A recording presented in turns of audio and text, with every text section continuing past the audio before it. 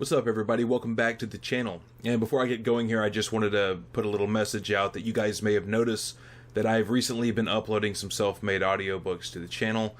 And I'm doing this because in the case of the book Against Intellectual Monopoly, that's a 10-parter that I uploaded, I couldn't find an audiobook anywhere, and I really just wanted to have one to listen to. And the other books that I'm uploading, I just want to have as references to be made available to anyone who wants to read them.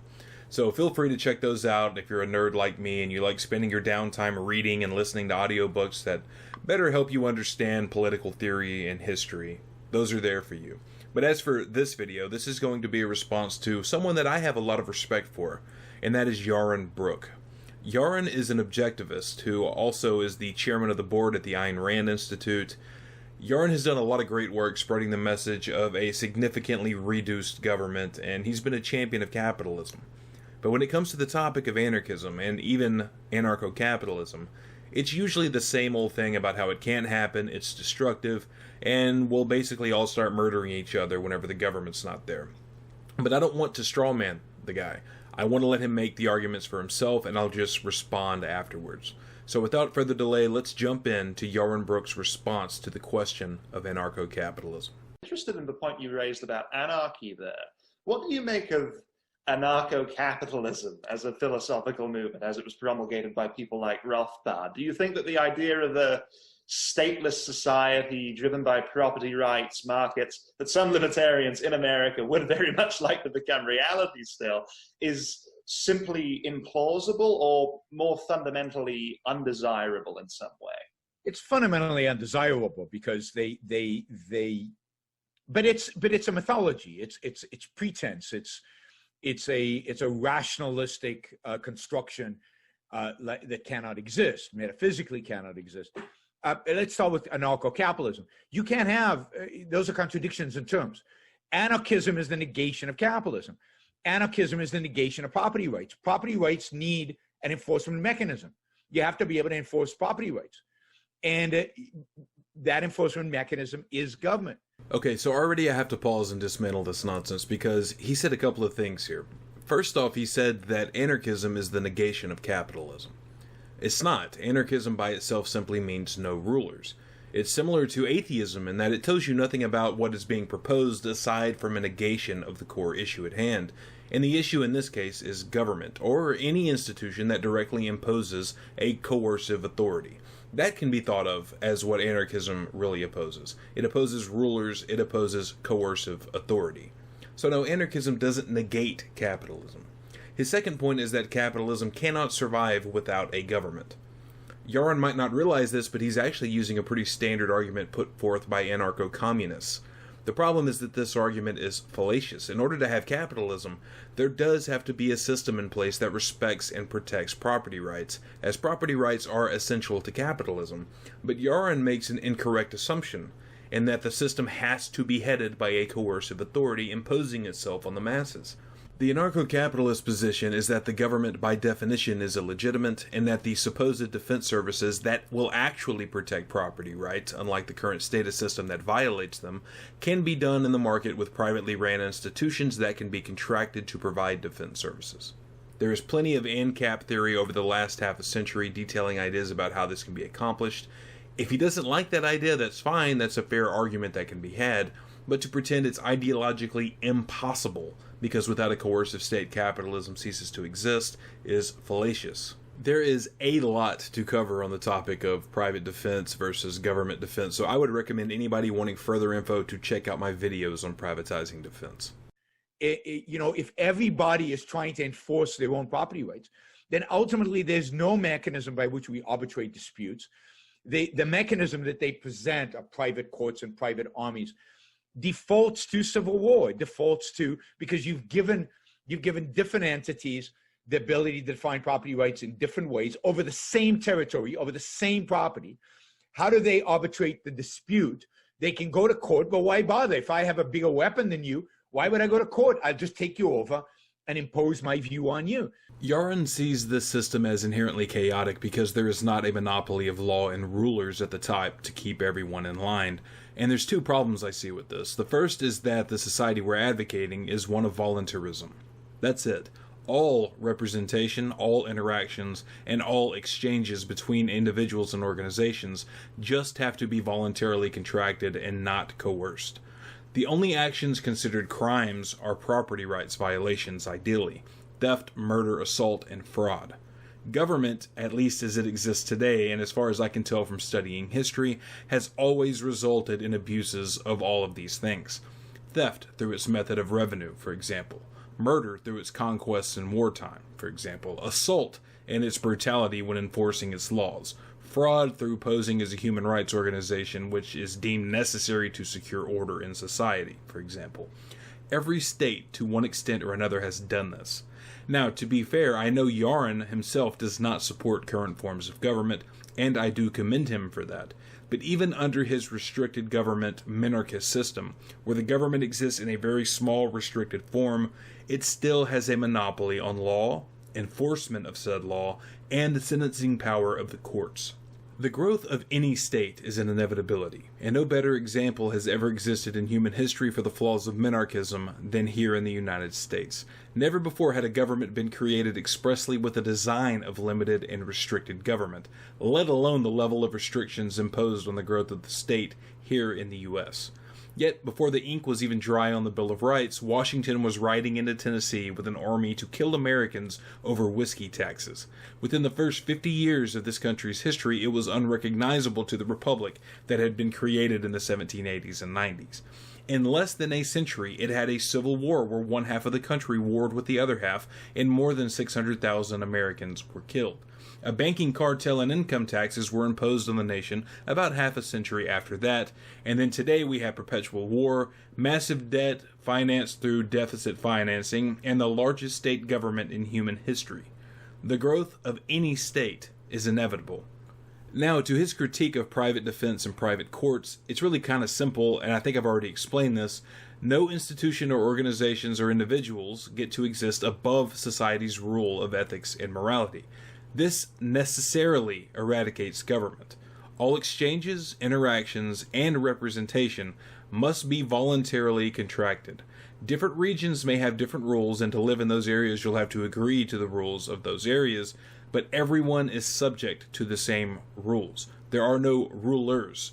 So it is a system that devolves into a Hobbesian everybody against everybody, all men against all men, and it revolves into violence. I just can't wrap my mind around how someone can live under multiple status systems for several decades, know this much about world history, and think the abolition of coercive authority is unthinkable because there could be violence. So, so capitalism requires, in order for capitalism to exist, what is required is the elimination of coercion from human interaction. I am Yaron's total lack of awareness. Hands down, the most coercive institutions in human history are not just governments in general, but a typical citizen's own government, its own ruling class which society deems as legitimate. The U.S. government steals more money through taxation than any private mob or gang. In fact, more than all of them combined. The U.S. government steals more via civil asset forfeiture than all private thefts combined in the country. Again, I know Yaron doesn't approve of this organized theft, but the true utopian is the man who can understand this much about every state that has ever existed and still thinks the coercive power of the state can be controlled. And coercive action, whether it's private or whether it's by government, needs to be eliminated. Now, there's no way to eliminate private coercion without establishing a monopoly over the use of retaliatory force. You have not demonstrated that, though. Your only remedy for private coercion is to institutionalize it. The institutionalization of force has verifiably worse outcomes.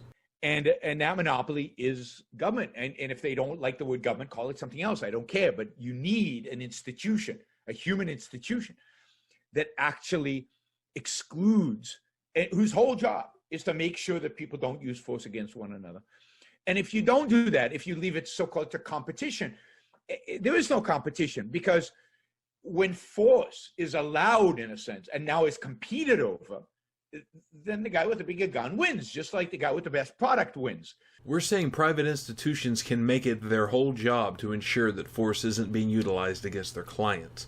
That the privatizing of these institutions will make the services cheaper, more available, and more subject and accountable to society at large than the current status monopoly is.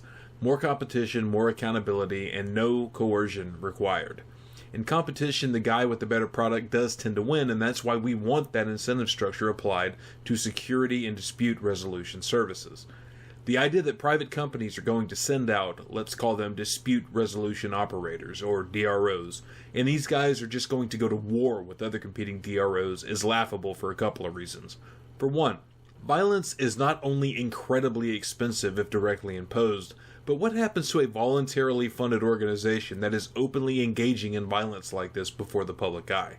Who is going to voluntarily fund an institution who is openly warring in the streets and imposing their power on the masses? Only government, with a perception of legitimacy in society, despite its human rights violations, can get away with crimes like that for any length of time. 2. Unlike the current status system of imposed coercion and living outside the rules and norms imposed on the rest of society, these dispute resolution organizations and the courts are subject to these same rules. No immunity, no special positions of power to impose a level of force unavailable to the rest of the citizenry. So as soon as one DRO started imposing violence on another, they're in violation of the agreed upon law in that society. Rothbard, Hoppe, Bob Murphy, a bunch of others have written extensively about this issue, and again, if you have disagreements, that's totally fine. But to just dismiss it outright as if it's unthinkable or unworkable, honestly borders on being dishonest. Right? In a marketplace, the way to solve problems is to outcompete your opponent. And if force is what we're competing about, then the way for me to outcompete my opponent is to have more force. No, just like any other market, the method of besting your competition comes with keeping costs down, maintaining quality of your product, and operating efficiently within the parameters of your market. Relying on the voluntary funding of the masses for protection services, and then turning around and murdering all of your competition is the exact opposite way of competing. Imagine a reality that we in the Western world would find foreign, where the government owns everything, and it runs all the grocery stores in your country. Imagine this is the only system that you have ever known. You've grown up with it. Government runs the local grocery store, and you rely on that store to get your food and water. Now this dude called Autopsy parachutes down into your society and looks around and says, wait a minute. The government owns your grocery store? Why don't you guys just try a free market solution? Private companies can compete with each other for your money, and in turn, you'll have way more options and lower costs. Then the person who grew up in that society, and it's all they've ever known, would obviously just argue, well, that's crazy. Obviously, this will just lead to violence because the private companies will only care about my money. The Dr. Pepper vendor will obviously just murder the Coke vendor. They will sabotage his truck or the products to make sure that only Dr. Pepper is available on the shelves. It's a system that leads to chaos and anarchy and civil war amongst private companies. This is Yaron's argument, but remember, this isn't coming from a Bernie Sanders voter or some modern Republican voter. This is coming from a man who understands in every other area how awful government is at operating and controlling things. Yet he thinks this arena of society has to be off the market and exclusively under the total control of the state. And look, I know I swung a bit hard at times in this video, but I do it out of passion for the ideas. I support the total emancipation of humanity from imposed coercion. I support the total freedom of everyone, even those I passionately disagree with, to live their lives however the hell they want to live them. They don't need my permission. So long as they don't impose on anyone else, they can do whatever the fuck they want. And as for Yaron, I definitely have my disagreements, but honestly, if all we could ever do as a society is get to the Yaron, Brook, Ayn Rand objectivist system of government, then it would still be a vast improvement over the status quo. And I'm down with incrementalism. As far as I can tell, we're not even nudging society in that direction as of now, though. And as for libertarianism moving forward as a movement, I'm a war on all fronts kind of guy. Agorism, the paleo strategy, the Mises Caucus, another Ron Paul revolution, whatever you can do to get the even tamest libertarian ideas out to the masses is fine by me.